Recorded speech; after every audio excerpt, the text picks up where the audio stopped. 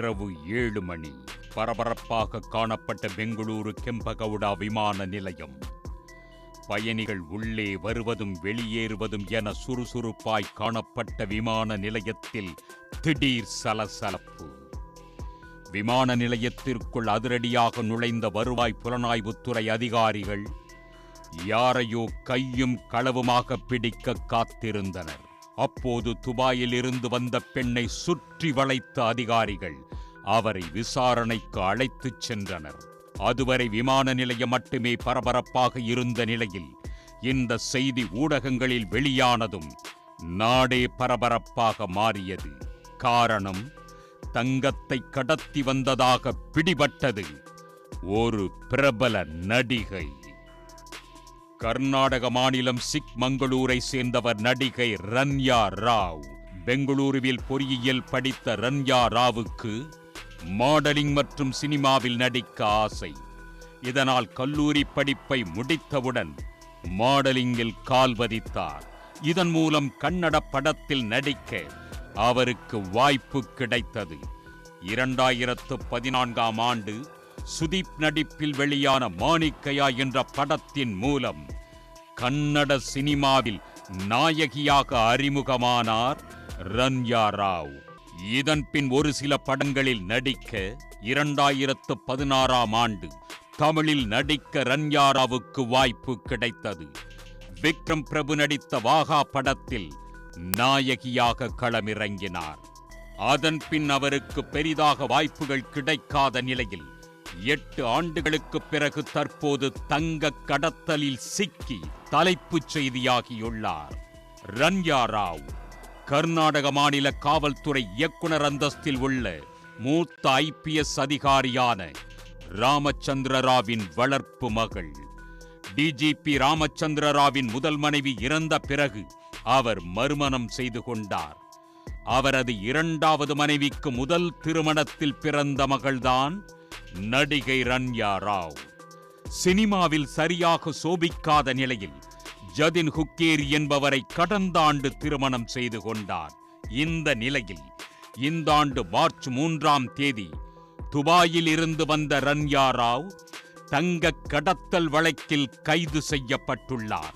பெங்களூரு கெம்பகவுடா விமான நிலையத்தில் அன்றைய தினம் குறிப்பிட்ட நேரத்தில் நூற்றுக்கணக்கான பயணிகள் இருந்தும் ரன்யா ராவ் மட்டும் அதிகாரிகளால் குறிவைக்கப்பட்டது ஏன்? அவர் தங்கம் கடத்தி வருகிறார் என்பதை அதிகாரிகள் கண்டுபிடித்தது எப்படி? பலமுறை தங்கத்தை கடத்தி வந்த ரன்யா ராவ் விமான நிலையத்தில் எந்த சோதனையும் இல்லாமல் போலீஸ் பாதுகாப்புடன் வெளியேற காரணம் யார்? போன்ற ஏராளமான கேள்விகளுக்கு அடுத்தடுத்து கிடைக்கும் பதில்கள் திடுக்கிட வைத்துள்ளது.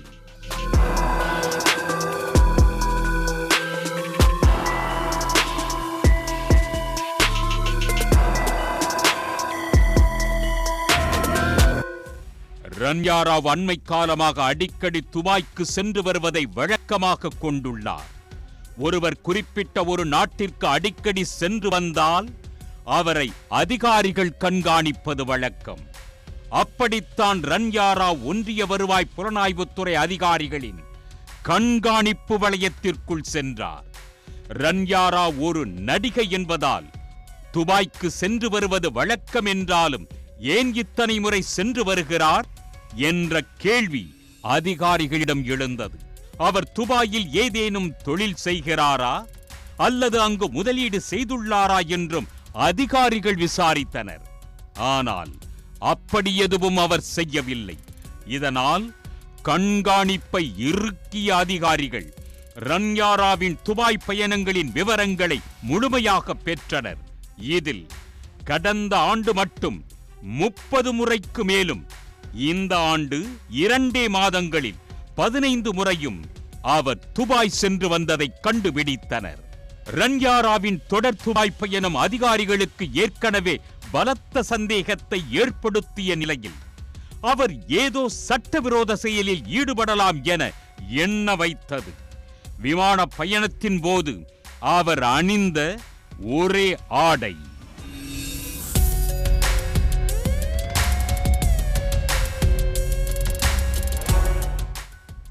ஒவ்வொரு முறையும் துபாயில் இருந்து வரும்போது குறிப்பிட்ட ஒரே ஆடையை மட்டும்தான் அவர் அணிந்து வந்தது கண்காணிப்பு கேமராக்களில் பதிவானது. ஒரு நடிகையாக இருந்து கொண்டு ஒரே ஆடையை அணிந்து வருவதற்கான காரணம் என்ன என்பதை ஆராய ஆரம்பித்த அதிகாரிகள் அவர் ஏதோ ஒன்றை ஆடைக்குள் மறைத்து கடத்தி வருகிறார் என்பதை உறுதி செய்தனர். அடுத்த முறை ரன்யா ராவ் துபாயில் இருந்து திரும்பும் போது கையும் களவுமாக பிடிக்க காத்திருந்தனர் வருவாய் புலனாய்வுத்துறை அதிகாரிகள். அவர்கள் எதிர்பார்த்தபடியே மார்ச் 3ஆம் தேதி துபாயில் இருந்து ரன்யா ராவ் பெங்களூரு திரும்பும் தகவல் அதிகாரிகளுக்கு கிடைத்தது. இதையடுத்து விமான நிலையத்திற்கு சென்ற அதிகாரிகள் ரன்யா ராவுக்காக காத்திருந்தனர். அப்போது வழக்கம் போல எமிரேட்ஸ் விமானம் துபாயில் இருந்து பெங்களூரு கெம்பகவுடா விமான நிலையத்தில் தரையிறங்கியது. அதில் இருந்த பயணிகள் அனைவரும் தங்களது உடைமைகளுடன் வெளியேறினர். இந்த பயணிகளுடன் ஒரு ஆளாய் வந்தார் நடிகை ரன்யா ராவ். மற்ற பயணிகளை எல்லாம் விட்டு ரன்யா ராவை மட்டும் அதிகாரிகள் தடுத்து நிறுத்தினர்.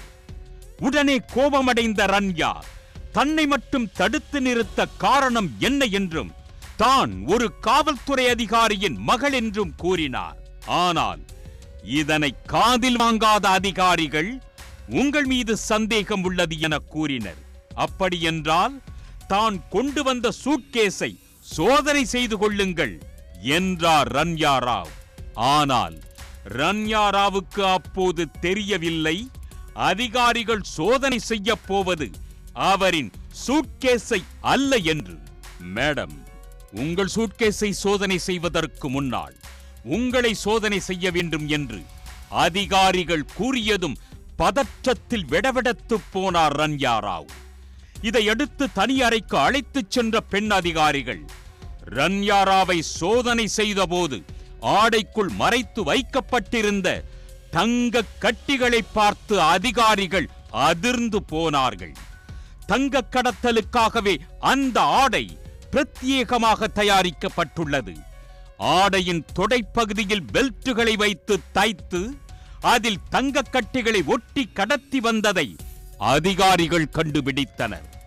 அவரிடமிருந்து மட்டும் 14 கோடி ரூபாய் மதிப்பிலான 14 கிலோ தங்கத்தை அதிகாரிகள் பறிமுதல் செய்தனர். அவர் கடத்தி வந்தது 14 தங்க கட்டிகள் என்றும் ஒவ்வொரு தங்க கட்டியும் 1 கிலோ என்பதும் கண்டுபிடிக்கப்பட்டது. கர்நாடகாவில் சமீப காலங்களில் பறிமுதல் செய்யப்பட்ட அதிகப்படியான கடத்தல் தங்கம் இதுதான் என்றும் அதிகாரிகள் அறிவித்தனர். தங்க கடத்தலில் ஈடுபட்டதற்காக நடிகை ரன்யா ராவை கைது செய்த அதிகாரிகள் அவரை விசாரிக்க பெங்களூருவில் உள்ள வருவாய் புலனாய்வுத்துறை அலுவலகத்திற்கு அழைத்துச் சென்றனர்.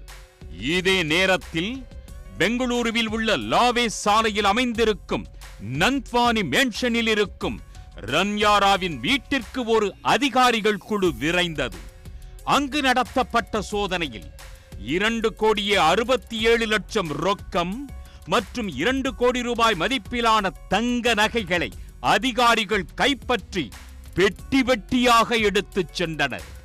இதனால் நடிகை ரன்யா ராவிடம் இருந்து பறிமுதல் செய்தவற்றின் மொத்த மதிப்பு 17,29,00,000 ரூபாயாகும்.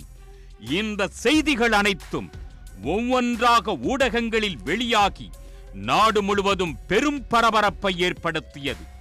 இதையடுத்து ரன்யா ராவிடம் அதிகாரிகள் விசாரணை நடத்திய போது அவர் கூறிய தகவல்கள் அனைத்தும் அதிகாரிகளை திடுக்கிட வைத்தது. பொதுவாகவே சினிமாவில் பெரிய வாய்ப்பு கிடைக்காத நடிகைகளை அணுகும் தங்க கடத்தல் கும்பல் அவர்களை தங்க கடத்தலில் ஈடுபடுத்துவது சமீபத்தில் அம்பலமானது.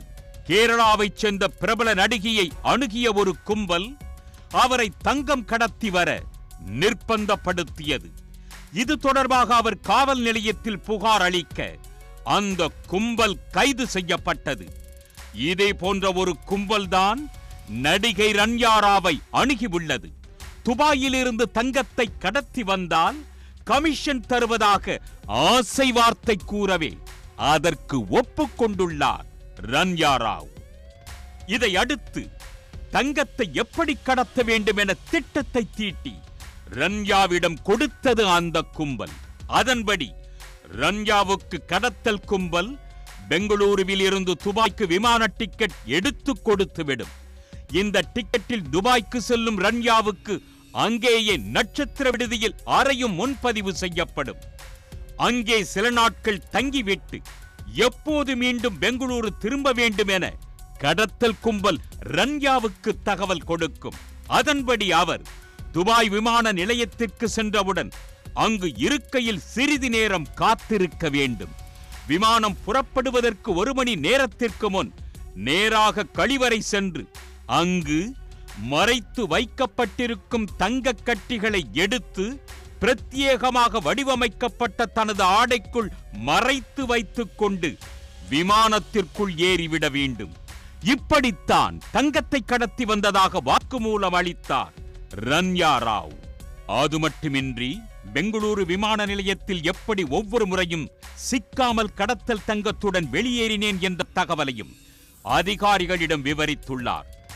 பெங்களூரு விமான நிலையத்திற்கு வரும்போது வழக்கம் போல அதிகாரிகள் சோதனை செய்ய முற்படுவார்கள் என்றும், அப்போது தனது தந்தை டிஜிபி என கூறுவேன் எனவும், இதனால் அதிகாரிகள் தனது உடைமைகளை மட்டும் சோதனை செய்துவிட்டு தன்னை சோதனை செய்ய மாட்டார்கள் என்று கூறி அதிகாரிகளுக்கு அதிர்ச்சி அளித்தார். இது மட்டுமில்லாமல் ஒவ்வொரு முறையும் விமான நிலையத்தில் பணி செய்யும் போலீசாரே அவரை பாதுகாப்பாக வெளியே அழைத்து வந்து அவருக்காக காத்திருக்கும் காரில் அவரை ஏற்றி பத்திரமாக அனுப்பி வைத்துள்ளனர். பெங்களூரு விமான நிலையத்திற்கு வரும் ரன்யா ராவ் ஒவ்வொரு முறையும் விஐபி சேனல்களை பயன்படுத்தி வெளியேறி உள்ளார். சாதாரண பயணிகளைப் போல விரிவான சோதனைகள் செய்யப்படாமல் அவரை வரவேற்கவும், விஐபி சேனல்கள் வழியாக சுமூகமாக செல்வதை உறுதி செய்யவும் ஒரு காவல்துறை அதிகாரி அவருடன் இருந்துள்ளார். இதன் பின் வீட்டிற்கு செல்லும் ரன்யாவுக்காக காத்திருக்கும் கடத்தல் கும்பல் ரன்யாவிடமிருந்து தங்கத்தை பெற்றுக்கொண்டு அதற்கான கமிஷனை கொடுத்துவிடும். இப்படி 1 கிலோ தங்கம் கடத்தினால் ரன்யாவுக்கு 5 லட்சம் ரூபாய் கமிஷனாக வழங்கப்பட்டுள்ளது. தற்போது கடத்திய 14.8 கிலோ தங்கத்தை சிக்காமல் கொடுத்திருந்தால் ரன்யாவுக்கு 75 லட்சம் ரூபாய் கிடைத்திருக்கும் என்பதை அதிகாரிகள் விசாரணையில் கண்டுபிடித்துள்ளனர். கடந்த 4 மாதங்களுக்கு முன்புதான் ரன்யாவுக்கு ஆடம்பரமாக திருமணம் நடந்துள்ளது. இந்த ஆடம்பர திருமணம் கமிஷன் பணத்தில் நடந்திருக்கலாம் என்றும் கூறப்படுகிறது. ரன்யாராவின் இந்த தங்க கடத்தலில் அவரது கணவருக்கும் தந்தைக்கும் தொடர்பு இருக்கலாம் என்ற கோணத்தில் அதிகாரிகள் விசாரணையை தீவிரப்படுத்தி உள்ளனர். ரன்யாராவ் இவ்வளவு தைரியமாக தங்கம் கடத்த அவரது தந்தை உடந்தையாக இருக்கலாம் என்ற சந்தேகமும் எழுந்துள்ளது.